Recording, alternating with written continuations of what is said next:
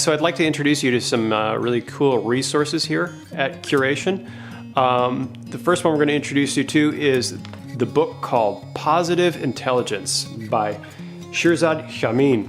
This book is probably one of my top 10 books for, I guess this is the year 2016. So the big idea of this book is that we have a part of us that he calls the saboteurs that really rob us of energy, that kind of like bring us down and weigh down our life. And then there's another part of us, the sage he calls, that sort of buoys our life up and brings positivity and actually success and happiness and inner healing to our lives. So the sage is your source of wisdom. It's kind of like your spirit-filled life that Paul would talk about, that is full of calmness, connectivity, it has the wisdom going on in it, has that childlike wonder. He contrasts that with what he calls the judge and the saboteurs, this collection of really defense mechanisms or habitual ways of life that we approach life with. Some of those are the stickler.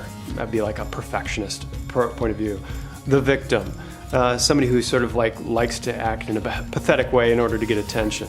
Hyper-rational. This is one that really kind of stung me to the core because I love to go to this one. And he actually puts it in an avoidant kind of category behavior. And I didn't realize how much I used this hyper-rationalism, which I thought was a benefit to me.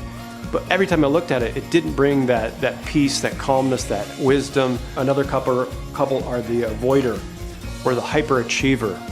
Hyperachiever is something I tend to latch onto as well as being something that I always want to go for that next big achievement in order to feel fulfillment, but in actuality it brings a lot of anxiety. And the interesting thing he does, which was really helpful for me, he says he sets you up as like every time you hear the voice of judgment that comes from one of these saboteurs, that I'm no good, to use that as a trigger to start thinking, to appeal to your sage. First of all, you label that and say, hyper-rational person, part of me, I don't need to listen to you because all you've done is bring me down.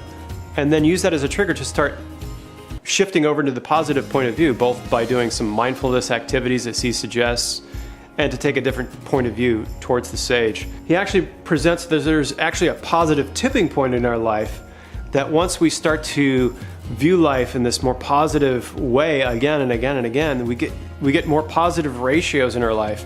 And he suggests, and science does too, studies show that it's like a 3-to-1 ratio.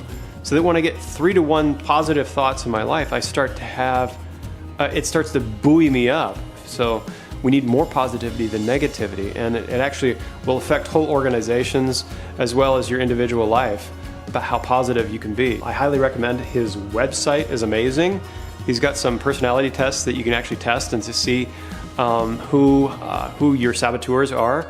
Another test that tests your overall positive outlook on life to see if you're tipping towards negative or positive. Again, very helpful. I recommend the book, Positive Intelligence.